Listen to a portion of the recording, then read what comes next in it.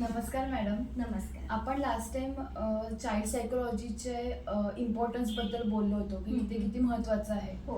तसंच मला आज थोडं काउन्सिलिंग आणि थेरपी या विषयाबद्दल थोडे प्रश्न आहेत. तर आपण त्या संदर्भात बोलू शकतो का? नक्कीच. काय विचारायचंय काउन्सिलिंग बद्दल? की काउन्सिलिंग म्हणजेच गप्पा का? नाही, काउन्सिलिंग म्हणजे गप्पा नाहीत. काउन्सिलिंग हा म्हणजे सायकोलॉजिकल काउन्सिलिंग म्हणजे गप्पा नाहीत. काउन्सिलिंग म्हणलं की माणूस एकमेकांशी चर्चा करतो, काही माहिती शेअर करतो, काही सल्ले देतो, त्याला पण काउन्सिलिंग म्हणतात. त्यामुळे लोकांना वाटतं काउन्सिलिंग मी करतो. हो, नक्कीच करतो. पण आपण जे सायकोलॉजिकल काउन्सिलिंग म्हणतोय आत्ता ज्या विषयावर मी बोलणार आहे, तर ते काउन्सिलिंग हे ह्या रेग्युलर काउन्सिलिंग पेक्षा जे डे टू डे लाईफ मध्ये आपण बऱ्याचदा वापरतोय त्यापेक्षा थोडं वेगळं आहे. सो काउन्सिलिंग शिकायची गरज आहे का? येस, काउन्सिलिंग म्हणजे सायकोलॉजिकल काउन्सिलिंग शिकायची गरज असते.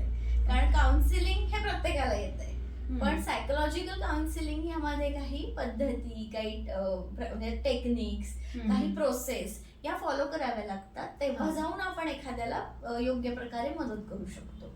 ओके. सो काउन्सिलिंग आणि थेरपी यामध्ये काय डिफरन्स आहे? काउन्सिलिंग हा भाग जो आहे त्यामध्ये बऱ्याच प्रोसेसेस नंतर व्यक्ती बोलायला लागते. सो त्याचं मोकळं होण्याची प्रोसेस जास्त सुरू होते. पण ज्या वेळेला आपण थेरपी वापरतो त्यावेळेला आपण त्या व्यक्तीवर उपचार करत असतो. पण नक्कीच व्हर्बली, असं नाही की दरवेळेला व्हर्बली जास्त त्याच्यात काही प्रोसेसेस इन्व्हॉल्व असतात, पण त्यामध्ये त्या व्यक्तीला उपचारांकडे नेलं जातं. म्हणून थेरपी ही काउन्सिलिंग पेक्षा वेगळी आहे. ओके. सो आता हे काउन्सिलिंग आणि थेरपी हे आपण ऑनलाईन शिकू शकतो का? हो, नक्कीच. मनोवेद फाउंडेशन तर्फे आपण कोर्सेस रन करतो. मी स्वतः गेली अनेक वर्ष हे शिकवतेय आणि काउन्सिलिंग शिकताना ऑनलाईनही शिकता येतं, ऑफलाईनही शिकता येतं. पण लोकांना असं वाटतं ऑनलाईन मध्ये काही फरक येतोय का? तर नक्कीच नाही, कारण बोलूनच आहे सगळ्या प्रोसेसेस.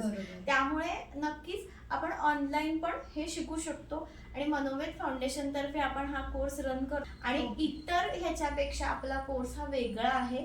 कारण असं आहे की ह्या कोर्समध्ये आपण प्रॅक्टिकली कसं हँडल करायचं हे जास्त फोकस करतो. त्याचबरोबर अनेक केसेस आपण सांगतो ज्या लाईव्ह केसेस चालू असतात. त्यामुळे लोकांना एक वेगवेगळ्या प्रकारचा अनुभव ऐकण्यापासून म्हणा किंवा काही गोष्टी पाहण्यापासून म्हणा, त्यांना हे अनुभवायला मिळतं की अरे हा, म्हणजे मी रेग्युलर प्रॅक्टिसमध्ये हे कसं वापरू शकतो.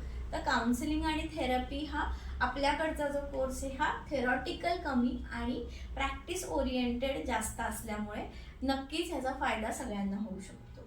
It sounds very interesting ma'am. आणि तुम्ही सगळ्यांना पण जर का तुम्हाला काउन्सिलिंग आणि थेरपी हे शिकण्यामध्ये इंटरेस्ट आहे तर डेफिनेटली हा मनोवेदचा जो काउन्सिलिंग कोर्स आहे तो डेफिनेटली तुम्ही जॉईन करू शकता. सगळे डिटेल्स तुम्हाला खाली दिले जातील. थँक्यू. थँक्यू.